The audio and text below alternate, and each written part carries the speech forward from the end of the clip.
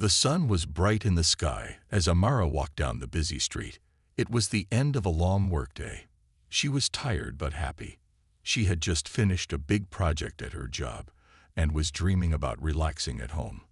People moved all around her, laughing, shopping, talking on their phones. It was just another normal afternoon. Amara wore a simple blue dress and carried a small black purse. She kept her head high, a soft smile on her face. She had worked hard to build her life, and today felt like one more step toward her dreams. But dreams can change in a second. As she passed a coffee shop, she heard a loud voice behind her. "Hey, you there, stop." Amara turned around, confused.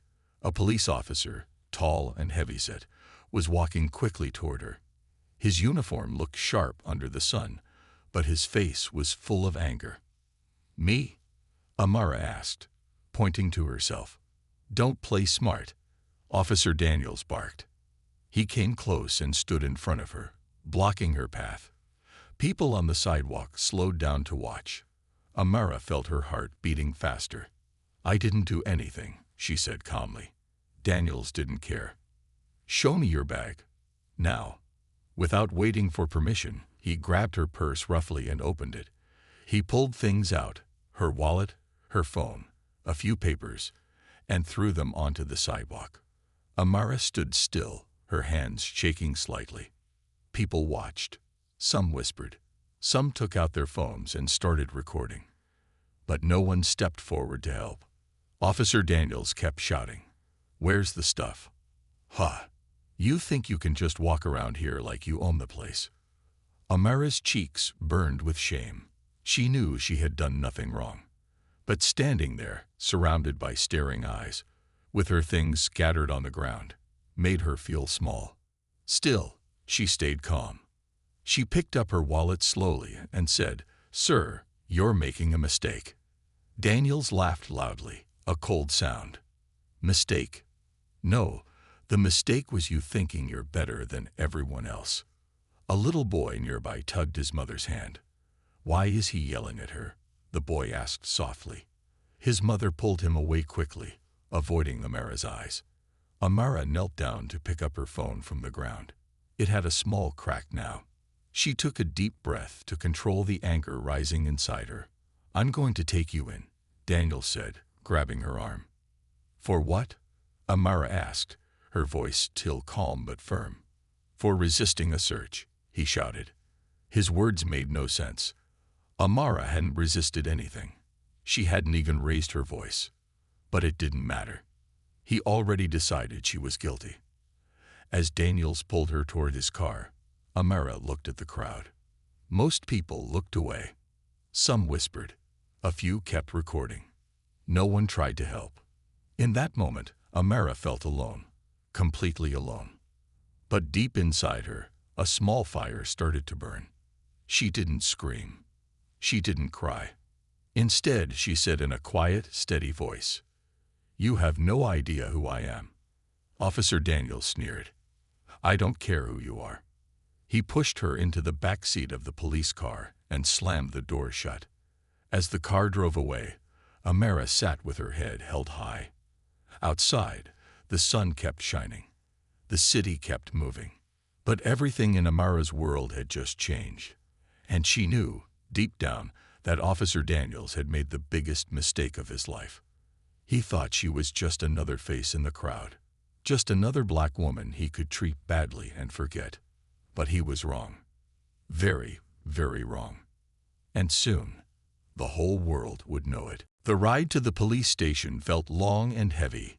Amara sat quietly in the back of the police car, her hands cold against the rough metal cuffs. She didn't struggle. She didn't cry. She didn't even speak. Officer Daniels kept glancing at her through the mirror.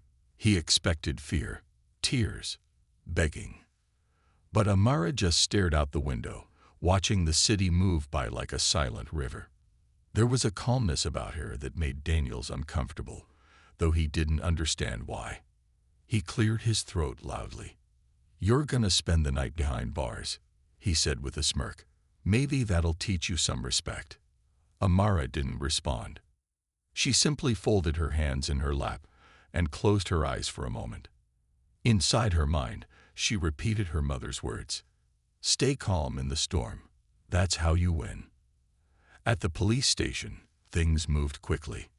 Daniels dragged her inside, past a few officers who looked up in surprise. It wasn't every day that someone like Amara, well-dressed, calm, proud, was brought in like a criminal. He threw some papers on the desk and barked, resisting search. Disturbing peace. An older officer behind the desk, Officer Brooks, raised his eyebrow. He looked at Amara carefully. Disturbing peace, he asked quietly. Daniels shrugged. She had an attitude. Brooks said nothing but gave a small sigh. He had seen enough bad arrests in his years to know when something didn't feel right. Still, rules were rules. He nodded for them to process her. They took Amara's fingerprints. They took her photo. The flash of the camera was sharp, but Amara didn't even blink. Finally, she was led to a small, cold holding cell with gray walls and one metal bench. Daniel smirked at her one last time. Enjoy your stay, he said before walking away. Amara sat down slowly, her hands folded neatly in her lap. Other women in nearby cells whispered among themselves. One of them, a tired-looking woman named Carla, leaned closer to the bars. You okay? She asked. Amara turned her head and gave a soft smile. I'm fine. Carla shook her head. You don't belong here. I can tell. Amara didn't answer. Instead, she closed her eyes again and waited. She was not afraid. She was waiting for the right moment. Hours passed slowly. The station grew quieter as night fell. A single buzzing light above flickered once, then steadied. Somewhere down the hall, someone coughed. A door creaked open, then shut. Amara sat still. She knew what was coming.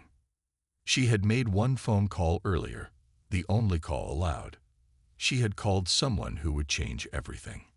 Officer Brooks walked past her cell, giving her a curious look. He noticed how different she seemed from the others. Not broken, not angry, just waiting. Strange girl, he muttered to himself. Later, Officer Daniels returned to the station, laughing with two younger officers. Another one off the streets, he bragged loudly. He walked past Amara's cell, flashing a mocking smile at her. But then, the front door of the station opened. A man in a dark, expensive suit walked in, followed by two more people. They moved with purpose, confidence. The room went silent. Daniels frowned. Who are they? Officer Brooks stood up quickly, recognizing the man. It was Judge Thomas Bryant, one of the most respected and powerful judges in the state. Behind him was Attorney Lisa Green, a famous civil rights lawyer known for fighting police misconduct. And next to her was a woman Amara called Aunt May, a retired senator and one of the fiercest voices for justice. They didn't wait for permission. They walked straight toward the cells. Judge Bryant's deep voice filled the room. Release her. Now. Daniel's mouth opened and closed like a fish. He looked at Brooks, hoping for backup. Brooks only shrugged and quickly moved to open the cell. Amara stood up gracefully. Her calm face broke into a small, victorious smile. Without a word, she stepped out of the cell and stood beside Judge Bryant. Officer Daniels still didn't understand. Who is she? He blurted out. Judge Bryant turned and looked at him with cold, clear eyes. You, Officer Daniels, he said slowly, just arrested the daughter of a federal judge, goddaughter to a senator, and personal client of one of the strongest lawyers in the country. Gasps filled the room. Daniel's face lost all color. Amara met his eyes for the first time, not with anger, but with a quiet kind of power. You really didn't know who you were dealing with, she said softly. Daniels opened his mouth, but no words came out. As they walked out of the station, Amara felt the cool night air brush her face. The city lights blinked in the distance. Beside her, Judge Bryant placed a hand on her shoulder. You did well, he said. You stayed calm. You stayed strong. Amara smiled. I learned from the best, she replied. But deep inside, she knew. This was just the beginning. Tomorrow, the whole world would hear her story. And those who had stayed silent today would have to answer tomorrow. The news spread like wildfire through the police station that night. Whispers filled the dark hallways. You know who she is. That officer's finished. Man, big trouble's coming. Even the strongest walls cannot hide the truth when it finally starts leaking out. Amara, now free from her cell, stood quietly in the lobby. She watched how the officers stole nervous glances at her. The same people who ignored her before now looked at her with fear and respect. But Amara didn't enjoy their fear. She didn't smile. She was thinking about something much bigger than revenge. Judge Bryant and attorney Lisa Green spoke in low voices near the front desk, preparing the next steps. Paperwork was moving fast. Calls were being made. There was no hiding this now. The night air outside the station was cool, but inside, the atmosphere burned with tension. In a dark corner of the building, Officer Daniels sat alone. His head was in his hands. He couldn't believe what had happened. He had thought Amara was just another face, just another easy target. Now he realized the mistake he had made could cost him everything. His badge, his career, his reputation. He pulled out his phone and tried to call someone. Anyone who could help him. No one answered. Officer Brooks passed by and shook his head slowly. You messed up big this time, Daniels, he said quietly. Real big. Daniels didn't respond. He simply stared at the wall, feeling the walls of his life close in around him. Meanwhile, in another part of the city, news stations were already getting calls. Reporters prepared their cameras. The words police misconduct and racial profiling started trending online. People were angry. People were curious. And most of all, people wanted justice. Amara didn't say much as she left the station. She walked silently between her lawyer and Judge Bryant. The flashing lights of news vans were already gathering outside. Cameras clicked. Microphones were pushed forward. Miss Bryant, can you tell us what happened? Are you planning to sue the police department? How do you feel after the arrest? Amara paused for a moment. She looked straight at the cameras, her voice calm and strong. I believe, she said, that power used wrongly will always meet its end. And truth, no matter how much you try to bury it, will always rise. Then she turned and walked away, leaving a silence so powerful it echoed. Back inside the police station, Daniel's superior, Captain Reynolds, arrived. He was furious. What in the world were you thinking, Daniels? He shouted. Daniels tried to explain. She looked suspicious. She had an attitude. Captain Reynolds slammed his hand on the desk. Suspicious. For walking home after work. For being confident. For being black. Daniels opened his mouth but said nothing. Captain Reynolds leaned in close. Tomorrow, the internal affairs team is coming. You better get ready for what's coming next. Daniels felt a chill run down his spine. He had seen other officers go through investigations. It rarely ended well. He swallowed hard.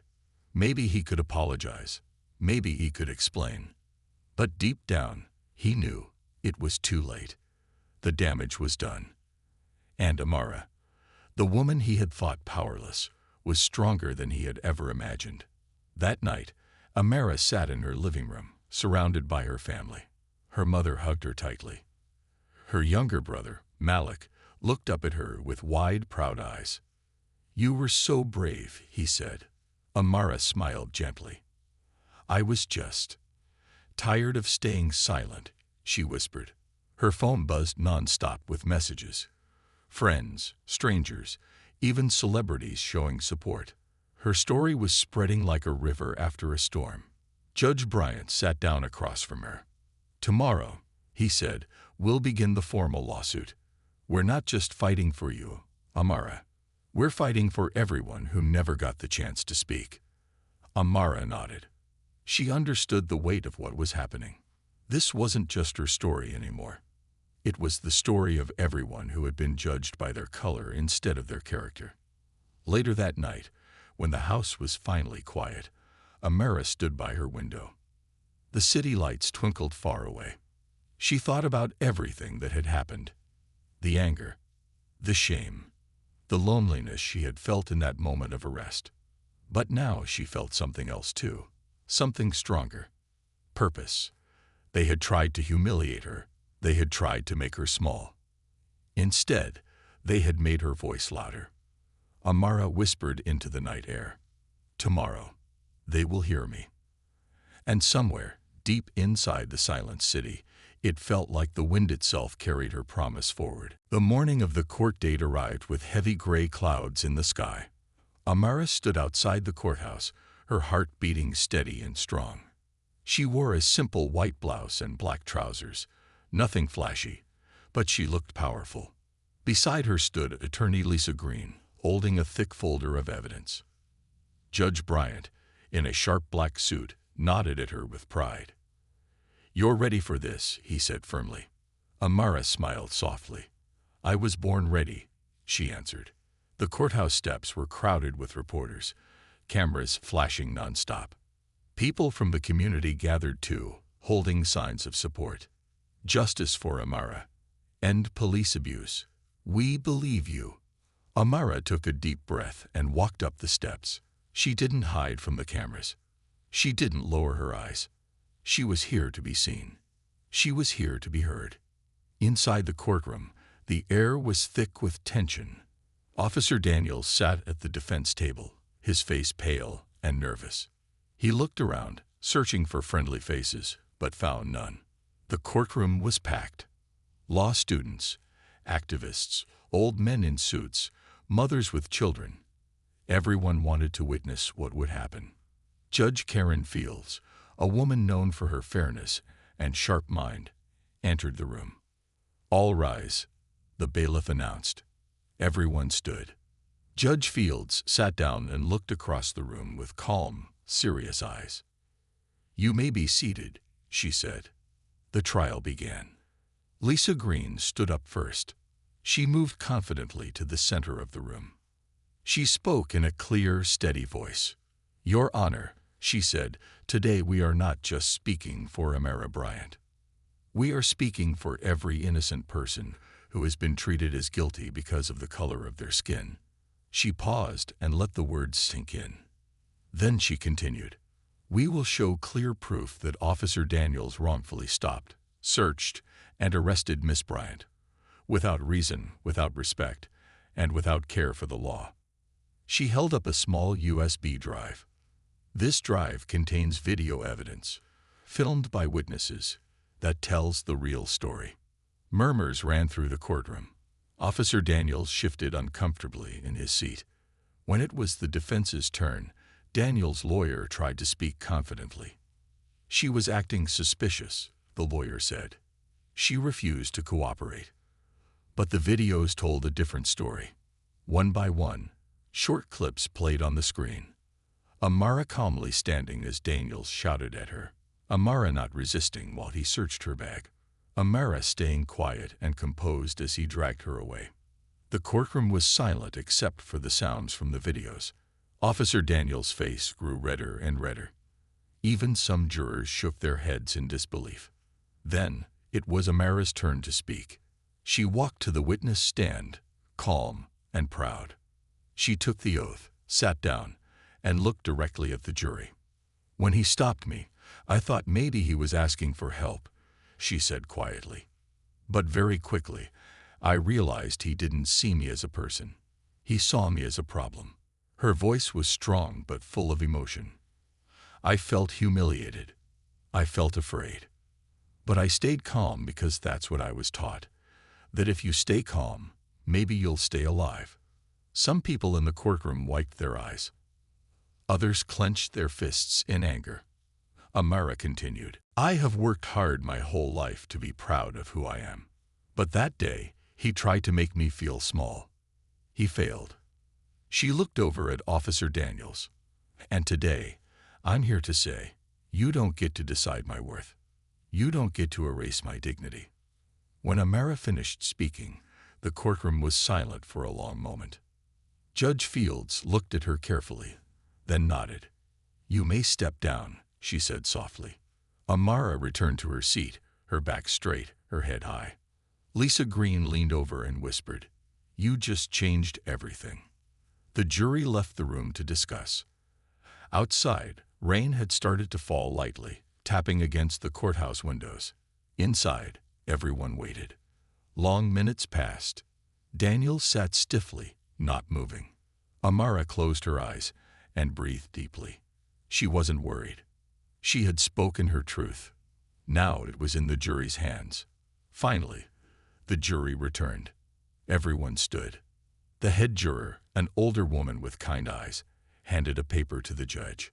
Judge Fields read it silently, then nodded. She turned to the courtroom.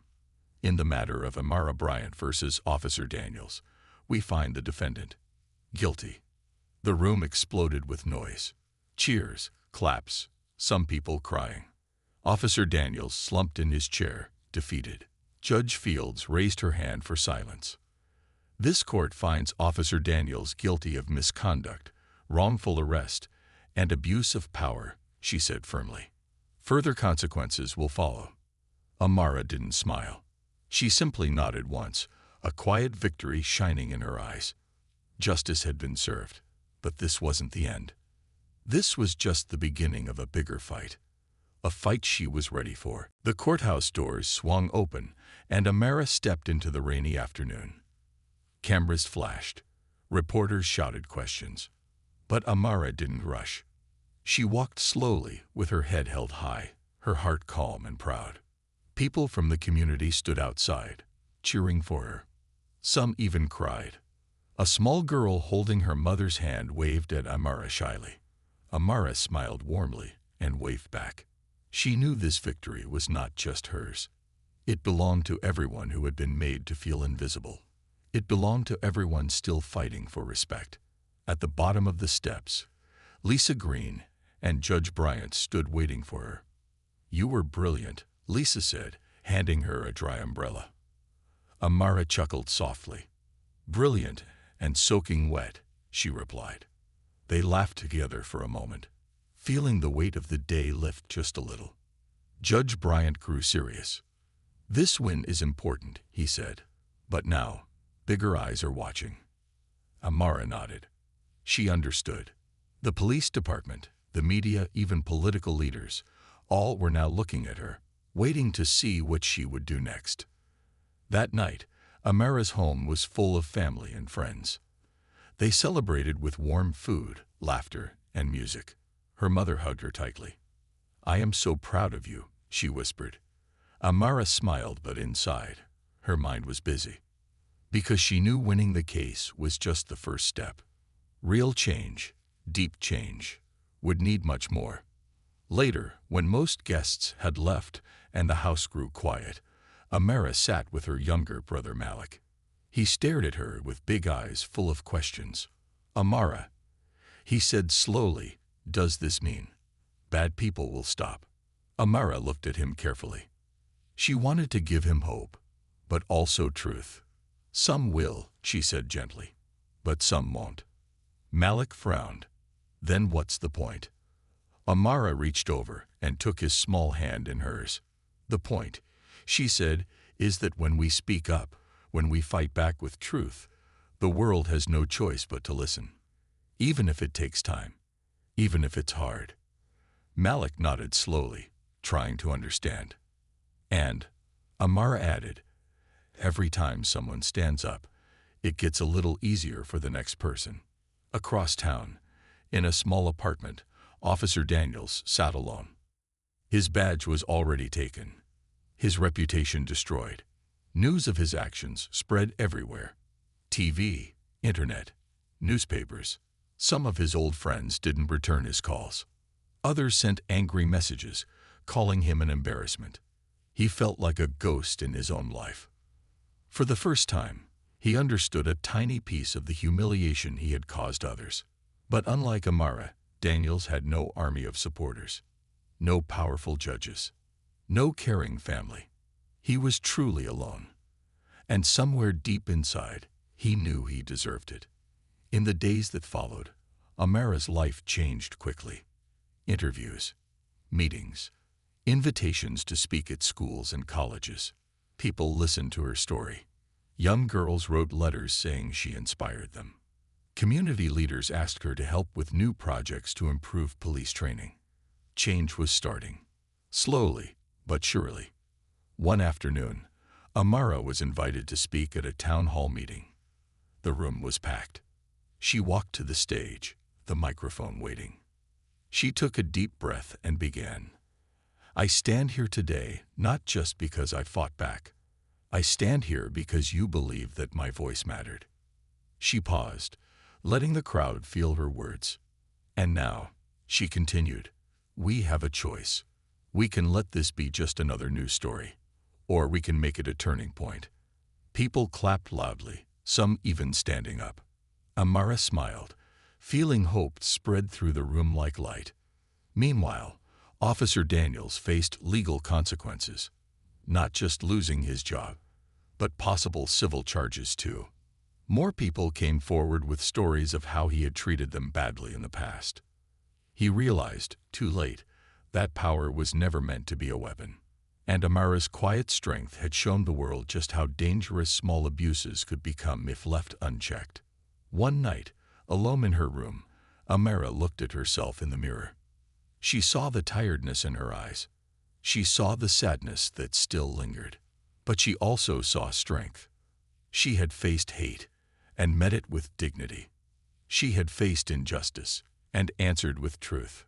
And because of that, the future felt just a little brighter. Amara whispered to her reflection, "This is just the beginning." She turned off the light, smiling softly in the dark. Tomorrow was waiting, and Amara would be ready. The sun rose early the next day, painting the sky with soft orange and pink colors. Amara stood by her window, sipping a cup of coffee. The city outside was slowly waking up. Cars moved, people hurried to work, life carried on. But Amara's life was not the same anymore. Today, she was not just Amara Bryant, a simple young woman walking home from work. She was a symbol of something much bigger. And with that came a bigger responsibility. After the court victory, Amara's story spread across the country. News stations called her a hero. Social media filled with posts about her courage. People invited her to speak on radio shows and TV interviews. But Amara knew fame was not the goal. Real change, deep, lasting change, was what mattered. And that change would not come easily. One morning, Amara and Lisa Green sat together in a small meeting room. On the table were papers, news articles, and plans. Lisa leaned forward, her face serious. "Amara, there's an opportunity," she said. "A group of civil rights lawyers want you to join them. They are pushing for new laws, stronger rules against police misconduct." Amara listened carefully. "It won't be easy," Lisa continued. "There will be people who try to silence you. There will be threats, pressure, even lies." Amara nodded slowly. "I'm ready," she said simply. Lisa smiled. "I believe you." Later that week, Amara stood at the front of a crowded conference hall. Leaders, activists, and everyday people filled the seats. Everyone was here to discuss a new movement, justice beyond words. Amara stepped up to the microphone. At first, she felt a small tremble in her hands. But when she looked out at the faces watching her, full of hope, full of trust, she found her strength. "I never planned to be a fighter," she began. "I only wanted to live peacefully." She paused. "But when peace is stolen from you, when dignity is stripped without reason, you learn you must fight." The audience listened, completely silent. "And today," she said firmly, "we are not just fighting for one person or one city. We are fighting for fairness, for respect, for every voice that was ignored." The hall exploded in applause. People stood. Some wiped tears from their eyes. Amara knew. This was the beginning of the bigger battle. Not everyone was happy. Across the country, angry voices rose too. Some people called her a liar. Some said she was trying to divide the country. Threats came in letters, in emails, even on her social media. Some nights, Amara sat awake, feeling fear crawl into her chest. But each time, she reminded herself why she had started. She thought about Malik. She thought about all the young boys and girls who needed to see someone stand tall. Amara decided she would not back down. Weeks turned into months. Amara traveled from city to city, speaking at universities, community centers, even police academies. She told her story again and again, never watering it down. Some police officers listened carefully. Some looked away. But slowly, things began to shift. In one town, a new rule was passed making body cameras mandatory for every officer. In another, a new committee was formed to watch over complaints about police behavior. Small victories. But Amara knew every small victory was a seed for a bigger future. One rainy evening, after a long day of meetings, Amara visited a small memorial park. There, under a large tree, were names carved into stone. Names of people who had lost their lives unfairly, without justice. Amara traced the names with her fingers. Tears filled her eyes. "I do this for you," she whispered. A soft wind blew through the trees, as if carrying her promise into the night. Back at her hotel, Amara found a message waiting for her. It was from Captain Reynolds, the same police captain who had yelled at Officer Daniels that night. He had seen her speeches. He had read her articles. His message was short. "Thank you for not giving up. Some of us are listening. Some of us are changing." Amara smiled quietly. Change was slow. Change was hard. But change was real. And it was happening. One evening, as Amara sat on a panel discussion, a young woman in the audience stood up to ask a question. "Miss Bryant," she said nervously, "how do you stay strong when the world seems so against you?" Amara thought for a moment. Then she answered. "Strength," she said softly, "is not about feeling no fear. It's about moving forward even when fear is screaming in your ear. It's about knowing your truth and refusing to let anyone steal it." The audience erupted in applause. And at that moment, Amara knew, no matter how big the battle, no matter how high the walls, she was not alone. The world was changing, and she was leading the way. A year later, the city looked different. New signs were posted in police stations: respect, protect, serve all. New programs were running in schools, teaching young people about their rights. New leaders were being elected, leaders who promised fairness for every citizen. Amara Bryant stood quietly outside the same courthouse where it had all started. The memories came back like waves. That first day, standing in the rain, feeling small and humiliated. The fear, the anger, the disbelief, but also the strength. The moment she decided not to stay silent. The moment she decided to fight. Today was special. Today, the city was honoring Amara with an award. Voice of Justice. She didn't seek fame. She didn't crave medals or titles. But she accepted this honor because it wasn't just for her. It was for every silent voice that had once been ignored. It was for every young person who would grow up believing that their dignity could never be taken away. Inside the grand hall, the crowd waited. Leaders, students, teachers, police officers, even strangers, gathered to celebrate. Lisa Green stood proudly in the front row, her eyes shining. Judge Bryant, smiling broadly, sat beside her. Malik, now a little taller, waved excitedly at his sister from the crowd. Amara took a deep breath, smoothed her simple blue dress, and walked onto the stage. The applause was loud, filling the hall with energy. Amara reached the microphone. She looked over the sea of faces and smiled.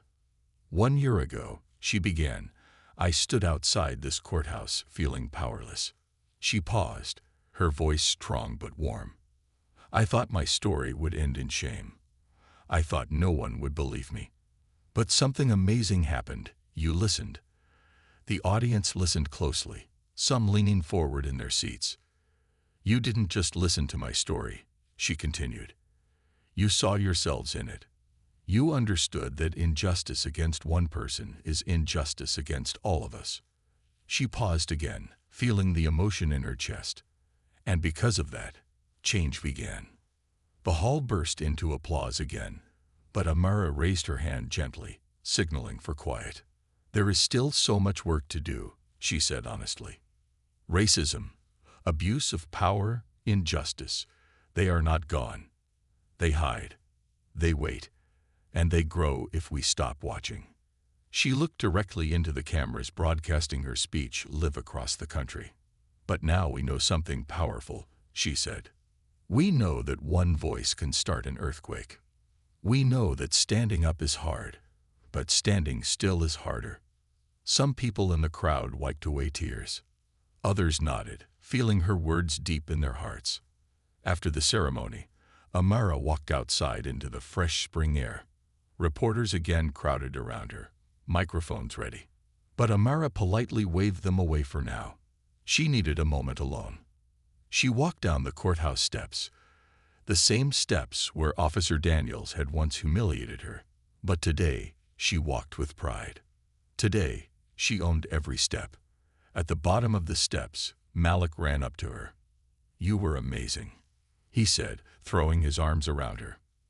Amara laughed and hugged him back tightly. You know, she said softly, one day, it'll be your turn.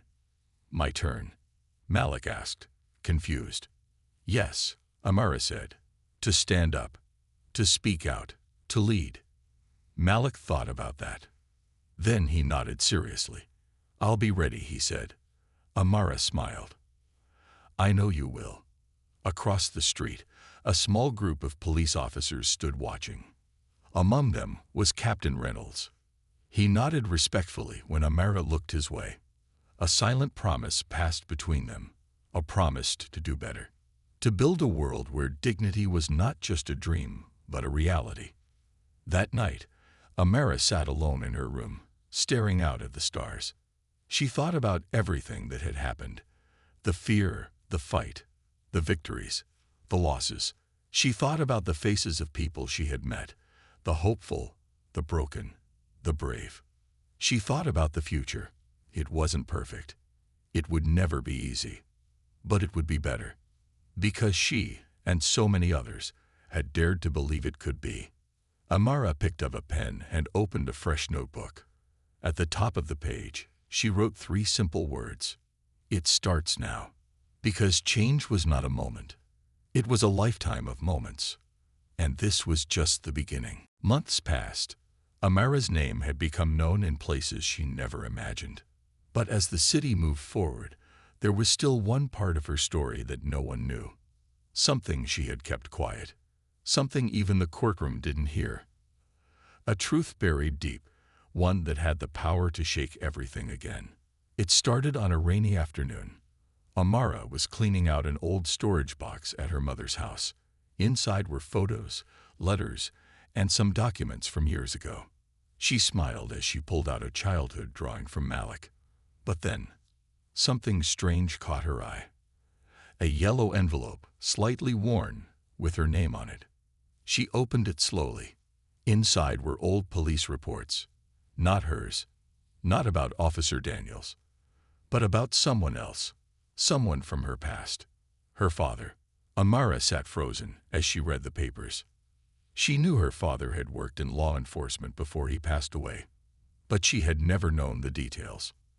Now, reading these reports, it became clear. Her father was not just a police officer. He had once exposed a secret unit inside the department.